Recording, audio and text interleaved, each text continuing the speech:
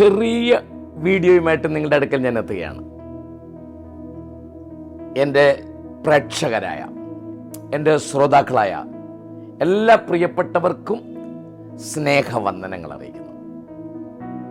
ഞാൻ നിങ്ങളുടെ മുമ്പിൽ ഒരു കൊച്ചു കഥ പറയാം. അതിനകത്ത് വളരെ ആഴമായ അതിൻ്റെ നല്ലൊരു സാരാംശമുണ്ട്. പഴയകാലം, കുറേ വർഷങ്ങൾക്ക് മുമ്പ് ഒരു വീടിൻ്റെ പോർട്ടിക്കോയിൽ കൂജ എന്ന് പറഞ്ഞാൽ ഇന്നത്തെ കാലത്ത് എത്ര പേർക്ക് മനസ്സിലാവുമെന്നറിയില്ല. ഒരു പ്രത്യേക ആകൃതിയിലുള്ള മണ്ണുകൊണ്ടുണ്ടാക്കിയ ഒരു പാത്രം, അതിനകത്ത് വെള്ളം നിറച്ചു വെച്ചിരിക്കുകയാണ്. അതിനൊരു ടാപ്പുണ്ട്, ഒരു ടാപ്പ്, അതിൽ നിന്ന് വെള്ളം എടുക്കാൻ.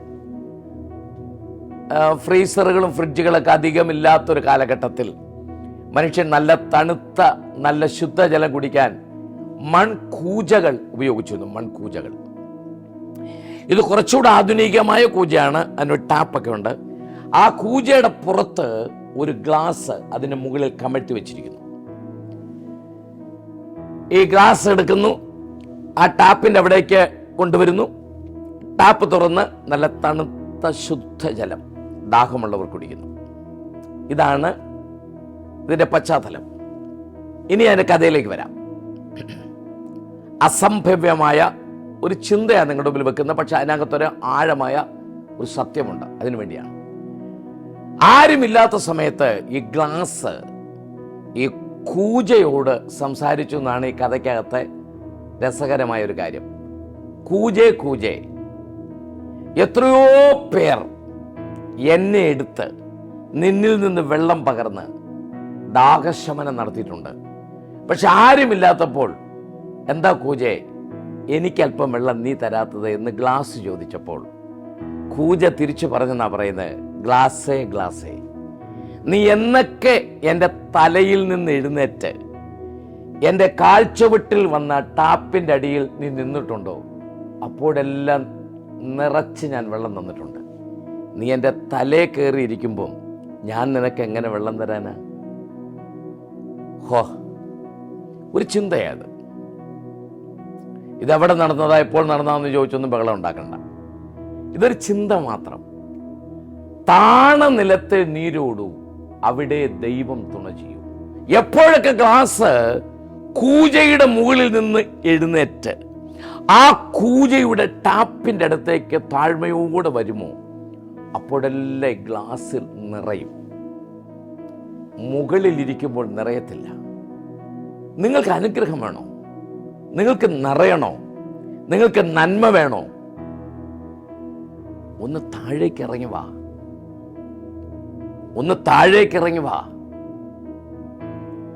ഇതിന് ലോകത്തിൽ മുഴുവൻ മാതൃകയായ ഏക വ്യക്തി എന്ന് പറയുന്നത് മനുഷ്യനായി ഭൂമിയിൽ വന്ന കർത്താവായ യേശു ക്രിസ്തുവാണ്.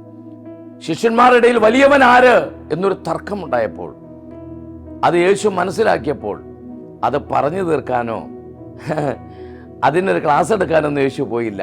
യേശു എന്താ ചെയ്തേ? യേശു തൻ്റെ ഉറുമാലെടുത്ത് അരയിൽ ചുറ്റി ഒരു പാത്രത്തിൽ വെള്ളമെടുത്ത് തൻ്റെ ശിഷ്യന്മാരുടെ മുഴുവൻ കാല് കഴുകി.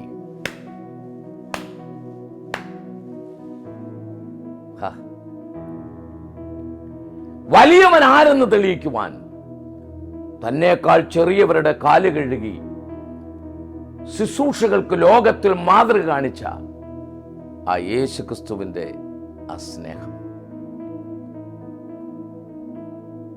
ഞാൻ നിങ്ങളോട് പറയുന്നു. രണ്ട് വാക്കുകൾ നമ്മിൽ പലരും മറന്നു പോകുന്നവരാ. ഒന്ന് താങ്ക് യു, രണ്ട് സോറി. ഒരാൾ നന്മ ചെയ്താൽ നന്ദി എന്ന് പറയാൻ, എന്തെങ്കിലും ഒരു വാക്കില്ലെങ്കിൽ അബദ്ധം പറ്റിയാൽ സോറി എന്ന് പറയാൻ, മറ്റൊരാളുടെ മുന്നിൽ വിനയപ്പെടാൻ, ഒന്ന് താഴാൻ, ഒന്ന് ഏൽപ്പിച്ചു കൊടുക്കാൻ, ഒന്ന് സഹിക്കാൻ, ഒന്ന് വിട്ടുകൊടുക്കാൻ ഒക്കെ മനസ്സുണ്ടെങ്കിൽ എത്ര അത്ഭുതകരമായ അനുഗ്രഹങ്ങൾ നമുക്ക് പ്രാപിക്കാൻ പറ്റും. ഞാൻ ഈ വീഡിയോ ഒത്തിരി ദീർഘിപ്പിക്കാതെ ഞാൻ ഈ ഭാഗം ഇങ്ങനെ പറഞ്ഞ് അവസാനിപ്പിക്കാം. കോടതികളിൽ മാറി മാറി വിസ്താരങ്ങൾ നടത്തിയിട്ടും യേശുവിൻ്റെ മേൽ അവർക്ക് കുറ്റം ചുമത്താൻ പറ്റിയില്ല.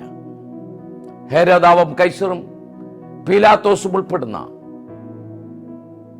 കോടതികളുടെ നിയമങ്ങൾ പച്ചവെള്ളം പോലെ പഠിച്ചവർ നിരപരാധിയായി യേശുക്രിസ്തുവിനെ ക്രൂശിക്കാൻ വിടുകയാണ്. ഹന്നാസും കയ്യഫാവും ഉൾപ്പെടുന്ന മതത്തിന്റെ മേലധ്യക്ഷന്മാർ അതിന് കൂട്ടുനിന്നു. പണം കൊടുത്ത പടയാളികളെ കൊണ്ട് നുണ പറയിപ്പിച്ചു. എന്നിട്ടെന്തേ?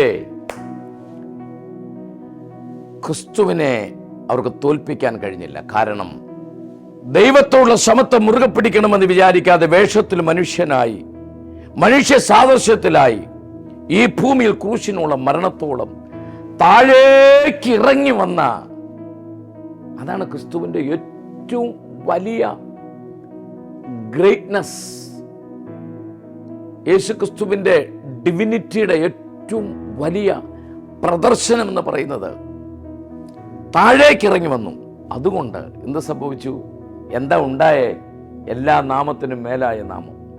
സകല മുഴങ്കാലും അവന്റെ മുമ്പിൽ മടങ്ങി. എല്ലാ നാവും യേശു മാത്രം ദൈവമെന്ന് വാഴ്ത്തി. തന്നെത്താൻ താഴ്ത്തപ്പെടുന്നവനെല്ലാം ഉയർത്തപ്പെടും. യോഹന്നാൻ സ്നാപകൻ പറഞ്ഞു, ഞാനോ കുറയണം, എൻ്റെ യേശുവോ വളരണം.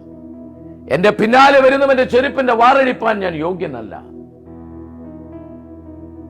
യേശു ക്രിസ്തുവിനെ, തന്റെ പിന്നാലെ വരുന്ന ശ്രേഷ്ഠനായ കർത്താവിനെ ലോകത്തിന് വെളിപ്പെടുത്തിയപ്പോൾ ആ യോഹന്നാൻ സ്നാപകൻ യോർദാനിൽ യേശുവിനെ സ്നാനപ്പെടുത്തുവാൻ സ്വർഗം തീരുമാനമുണ്ടാക്കി. ഞാനിങ്ങനെ പറഞ്ഞ് അവസാനിപ്പിക്കാം. ഞാൻ പറഞ്ഞ കഥയ്ക്കകത്തെ ഒരു കൂജയും ആ കൂജയ്ക്കകത്തെ വെള്ളമും ആ കൂജയുടെ മുകളിലിരിക്കുന്ന ഗ്ലാസും ആ കൂജയുടെ ടാപ്പും, ഇതൊക്കെ ഒരു കഥയാണ്, ഇതൊരു പ്രോപ്പർട്ടിയാണ്. പക്ഷേ ഒന്നോർത്ത് നോക്കിയേ, ഒന്ന് താഴേക്ക് ഇറങ്ങി വരാനുള്ള മനസ്സ് എത്ര പേർക്കുണ്ട്? ഒന്ന് വിനയപ്പെടാനുള്ള മനസ്സുണ്ട്. നമ്മുടെ കുടുംബ ജീവിതത്തിൽ, ഭാര്യാഭർത്തൃ ബന്ധങ്ങളിൽ, മാതാപിതാക്കളും മക്കളും തമ്മിലുള്ള ബന്ധത്തിൽ, സഭയും പാസ്റ്ററും തമ്മിലുള്ള ബന്ധത്തിൽ, പുരോഹിതനും പള്ളിയിലെ വിശ്വാസികളും തമ്മിലുള്ള ബന്ധത്തിൽ. അല്ല, ഇത് കേൾക്കുന്നവരൊരു പക്ഷേ ബൈബിളുമായിട്ടൊന്നും ബന്ധമില്ലാത്തവരാണെങ്കിൽ എല്ലാവരുടെയും ജീവിതത്തിൽ, അധ്യാപകരും വിദ്യാർത്ഥികളും രാഷ്ട്രീയ നേതൃത്വങ്ങളിൽ ഇരിക്കുന്നവരും ഒന്ന് താഴാൻ, ഇറങ്ങി വരാൻ മനസ്സുണ്ടെങ്കിൽ നിങ്ങൾ അനുഗ്രഹിക്കപ്പെടും. ഞാൻ നിർത്തട്ടെ. നമുക്ക് വിനയപ്പെടാം, നമുക്കൊന്ന് താഴാം. മാനേജരായിരിക്കാനും പിയൂണായിരിക്കാനുള്ള മനസ്സ്, മറ്റുള്ളവരെ ശുശ്രൂഷിക്കാനുള്ള മനസ്സ് നമുക്കുണ്ടാകട്ടെ. God bless you. God bless you. God bless you.